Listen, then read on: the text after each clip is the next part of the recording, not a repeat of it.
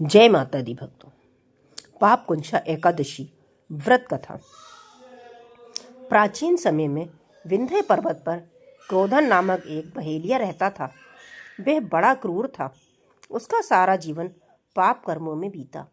जब उसका अंत समय आया तो वह मृत्यु के भय से कांपता हुआ महर्षि अंगिरा के आश्रम में पहुंचकर याचना करने लगा। हे ऋषिवर, मैंने जीवन भर पाप कर्म ही किए हैं।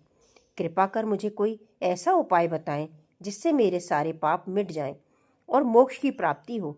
उसके निवेदन पर महर्षि अंगिरा ने उसे पाप कुंशा एकादशी का व्रत करने को कहा।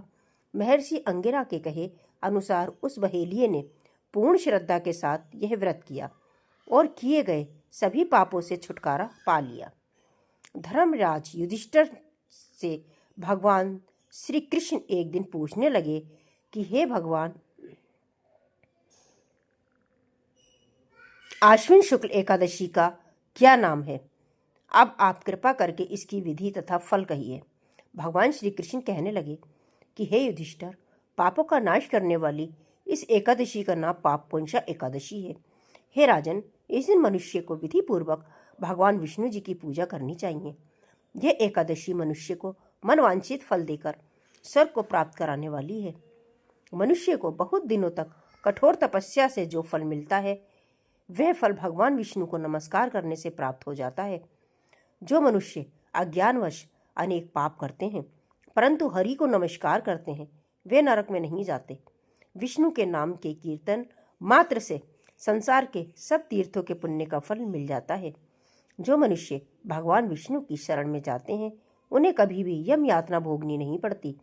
सहस्त्रों वाजपेयी और अश्वमेध यज्ञों से जो फल प्राप्त होता है वह एकादशी के व्रत के 100वें भाग के बराबर भी नहीं होता है। संसार में एकादशी के बराबर कोई पुण्य नहीं, इसके बराबर पवित्र तीनों लोकों में कुछ भी नहीं है। इस एकादशी के बराबर कोई व्रत नहीं।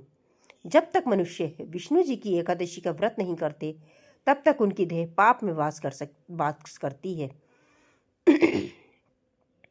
हे नृपोत्तम, बाल्यावस्था, युवावस्था और वृद्धावस्था में इस व्रत को करने से पापी मनुष्य भी दुर्गति को प्राप्त न होकर सद्गति को प्राप्त होता है।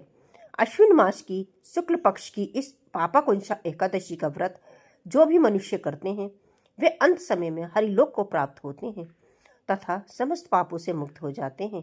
सोना, तिल, भूमि, गौ, अन्न, जल, छतरी तथा जूती दान करने से मनुष्य यमराज को नहीं देखता। जो मनुष्य किसी प्रकार के पुण्य कर्म किए बिना जीवन के दिन व्यतीत करता है वे लोहार की भट्टी की तरह सांस लेता हुआ निर्जीव के समान ही है।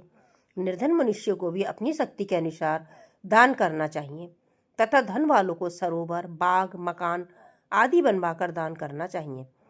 ऐसे मनुष्यों को यम का द्वार नहीं देखना पड़ता तथा संसार में दीर्घायु होकर समृद्ध और रोग रहित रहते हैं।